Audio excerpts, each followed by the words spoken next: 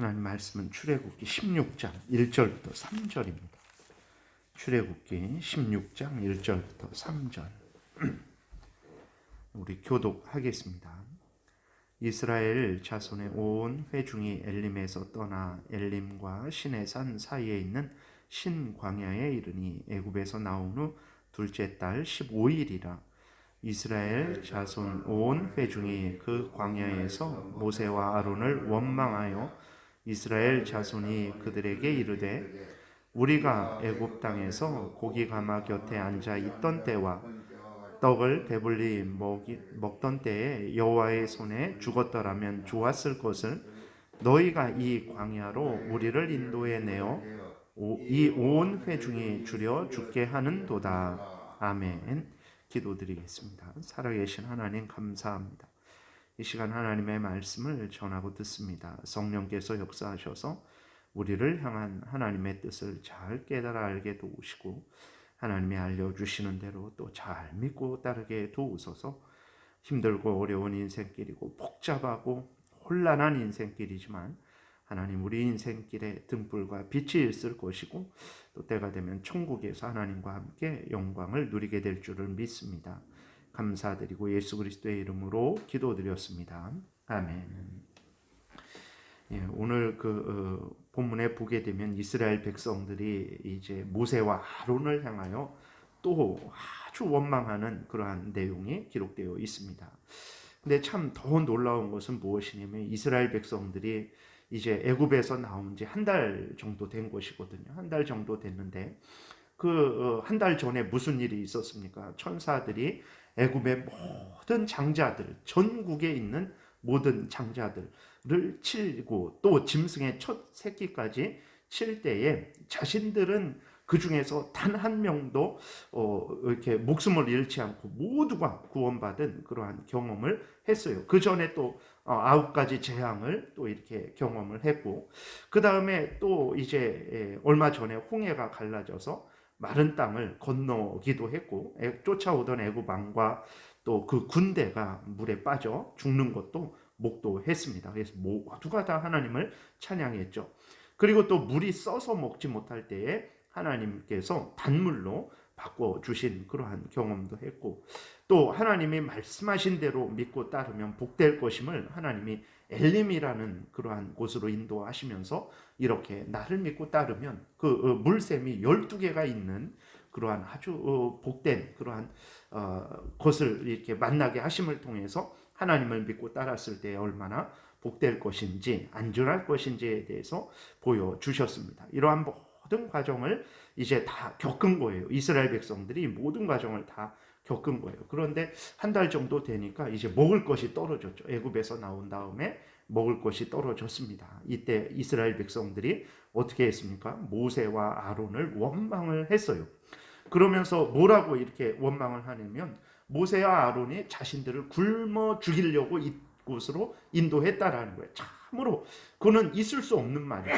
모세도 그렇게 하나님의 명령을 참 이렇게 준행하는 것이 너무나 힘들고 어려운 일인지 알았기 때문에 그렇게 하나님이 진노하실 정도까지 거절을 하면서 이제 하나님의 그 강한 명령에 의해서 이스라엘 백성들을 애굽에서 인도하여 내는 그 책임을 맡았던 것이죠. 그리고 온 힘을 다해서 이제 이스라엘 백성들 앞에서 바로와 맞서고 또 이스라엘 백성들을 이제 여기까지 인도한 거예요. 근데 이스라엘 백성들은 자기를 굶겨 죽이려고 여기까지 인도했다라고 이렇게 모세를 원망을 하는 것입니다. 왜 원망을 한 것입니까?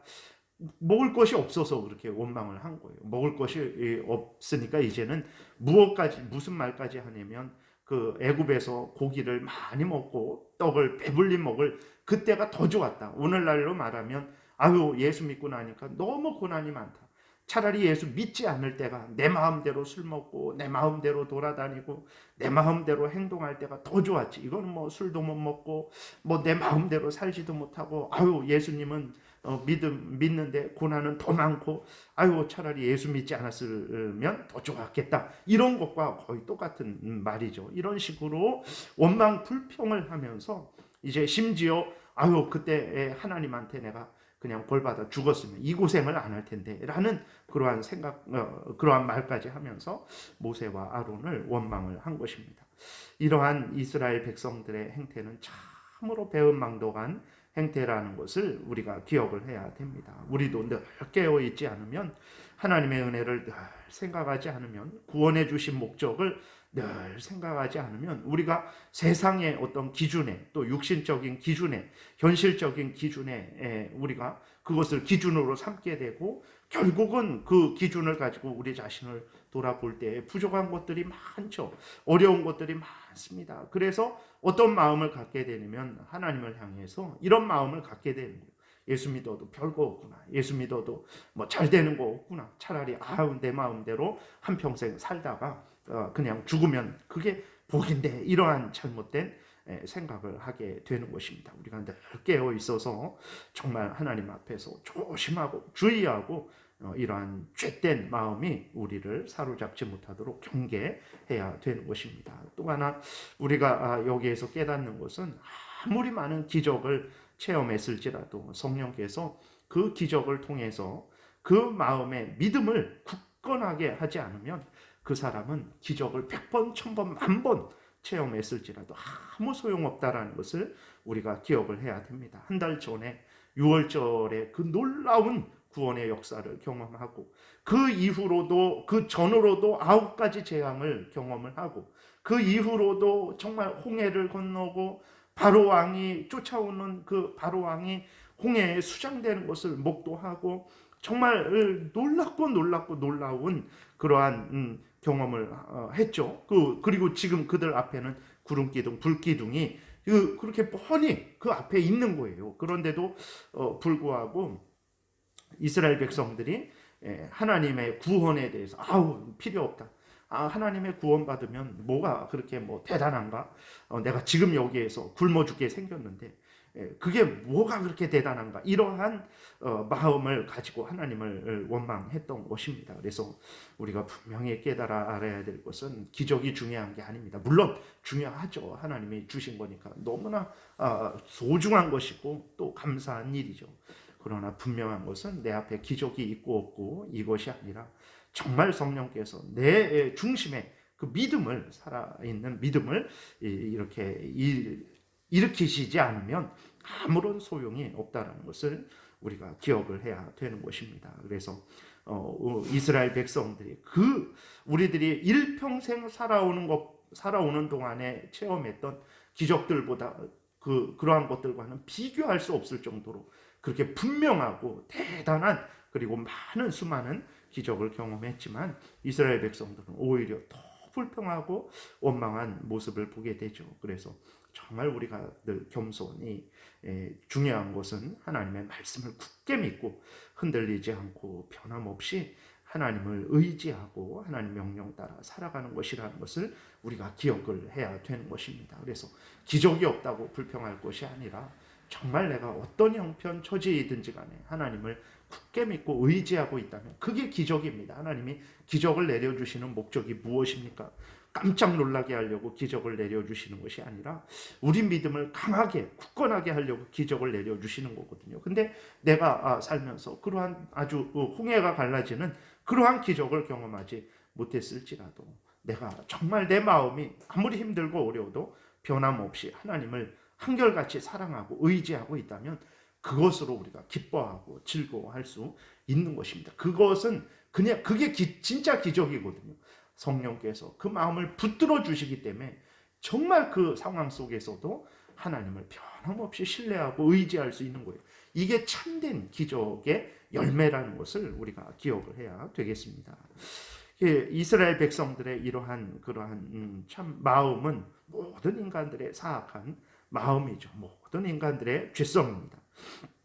오늘날도 인간 속에 있는 이러한 그 죄성에 불을 질러서 사람을 탓하게 하고 제도를 탓하게 하는 일들이 얼마나 많습니까? 그리스도인들은 깨어 있어야 합니다. 어떤 어려움이 닥쳤을 때 사람을 원망하고 제도를 원망하고 하나님을 원망하기 전에 어떻게 해야 되겠습니까? 이 어려움을 통한 하나님의 뜻을 깊이 살펴야 되는 것입니다. 하나님께서 왜 이런 어려움을 주셨는가? 죄를 깨닫게 하시고 회개케 하시려고 주셨는가? 그러면 우리가 죄를 회개하면 되는 것이고, 하나님께서 우리를 연단하시고 깨어있게 하시기 위해서 이 어려움을 주셨는가? 그러면 우리가 또 하나님의 뜻을 따라 연단을 받고 강해지고 늘 깨어서 하나님을 섬기는 그러한 삶을 살면 되는 것이고, 또 하나님의 뜻대로 살려고 하는데 악한 사탄 마귀가 그것을 회방하기 위해서 이렇게 우리를 공격하는 것인가?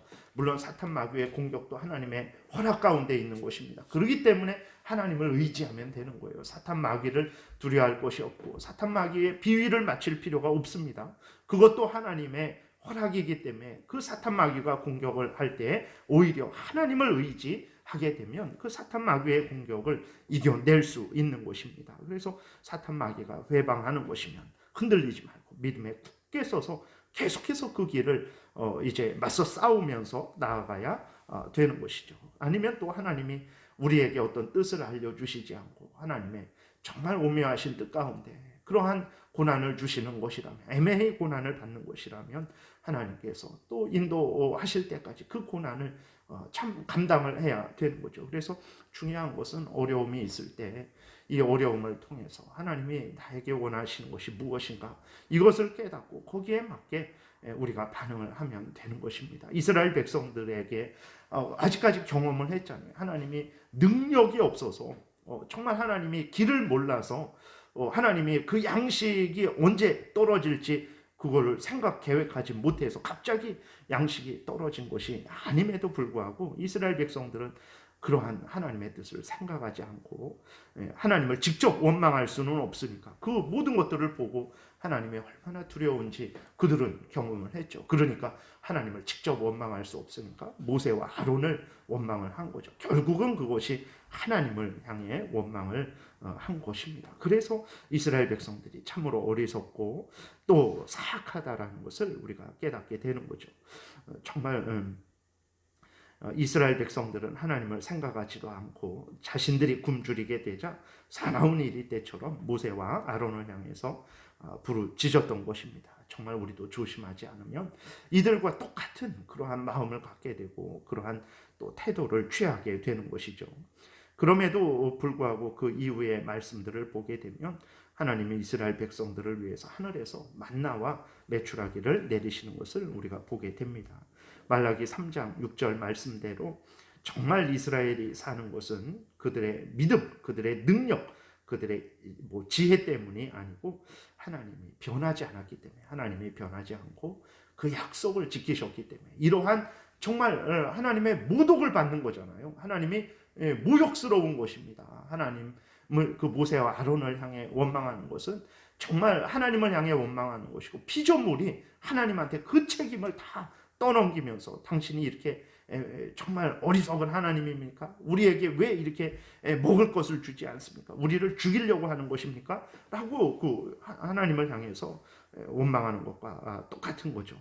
정말 그런데도 불구하고 살아계신 하나님께서 정말 그러한 배은망덕한 이스라엘 백성들을 향해 당장의 벼락을 내리시지 않고 아브라함에게 약속하셨던 그 약속을 지키시기 위해서 거대한 민족을 이루시고 이 민족을 통해서 이스라엘 민족을 통해서 구원의 그 진리를 보존하시다가 때가 되면 이스라엘 민족 중에 예수 그리스도가 오게 하시려는 그 약속을 지키시기 위해서 하나님께서 이들을 멸하시지 않았다라는 것을 우리가 기억을 해야 되는 것입니다. 하나님이 말라기 3장 6절 말씀대로 변하시지 않았기 때문에 이스라엘 백성들이 산 것이죠. 오늘 이 사건을 보면서 우리들은 정말 깨달아야 될 것은 하나님을 믿고 따를 때 많은 어려움을 당할 수 있다는 것입니다. 그 어려움의 원인은 이제 여러 가지가 있다고 그랬죠. 우리가 범죄함으로 인해 당할 수도 있고 또 범죄하지 않았는데 하나님께서 우리를 연단하고 깨어있게 하시기 위해서 어려움을 주실 수도 있는 것이고 사탄 마귀가 우리가 하나님을 믿고 섬기는데 회방하기 위해서 이제는 하나님 믿고 섬길 필요 없다라고 유혹하기 위해서 우리를 공격함으로 인해서 고난을 받을 수도 있고 또 그러한 이러한저런 그 뜻을 알려주시지 않고 하나님께서 애매하게 우리로 하여금 어려움을 당하게 하실 수도 있는 것이죠. 분명한 것은 이 모든 것들의 해결은 결국은 하나님을 의지하고 하나님의 은혜로 말미암아서 이렇게 해결된다라는 것을 우리가 깨달아 알고 정말 우리 자신을 돌아보면서 하나님의 뜻을 발견하고 하나님이 원하시는 대로 회개할 것은 회개하고 연단받을 것은 연단받고 맞서 싸울 것은 맞서 싸우고 인내하면서 견뎌야 될 것은 인내하면서 견뎌야 되겠습니다. 또 어려움을 당할 때 이스라엘 백성들처럼 원망하지 말아야 되고 하나님을 의지해야 되는 것입니다. 우리가 살펴본 대로 하나님이 그 이스라엘 백성들을 향해서 얼마나 큰 은혜를 내려주시고 놀라운 능력으로 이들을 구원하셨습니까? 어려움이 있을 때, 먹을 것이 없을 때 이들 모두가 한마음 한뜻으로 하나님께 먹을 것을 간절히 구했다면 하나님께서 기뻐 들으시고 정말 차고 넘치도록 채워주시지 않았겠습니까? 오늘날 우리들도 마찬가지입니다. 어려움을 당할 때 하나님을 믿고 의지하면 하나님께서 도와주시고 그 다윗의 고백대로 사망의 음침한 골짜기 같은 그 인생길이지만 하나님의 지팡이와 막대기로 하나님께서 지키시고 보호하시고 인도하시고 결국은 푸른 초장 맑은 시냇물가로 그렇게 인도하신다라는 그 고백이 또 우리의 고백이 될 것이라는 것을 우리가 분명히 믿고 신뢰하고 어렵고 힘들 때 하나님을 더 의지하고 하나님의 은혜를 구하면서 한결같이 변함없이 하나님의 인도를 따라서 끝까지 걸어 나가야 되겠습니다. 기도드리겠습니다. 살아계신 하나님 아버지 감사를 드립니다.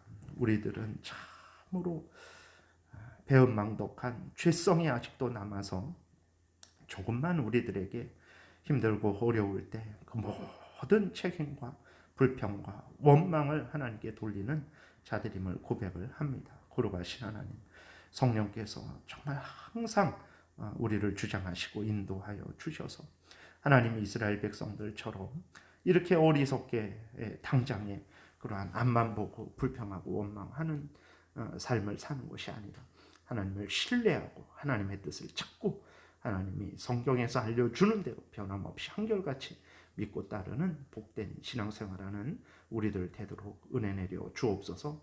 감사드리고 예수 그리스도의 이름으로 기도드렸습니다. 아멘.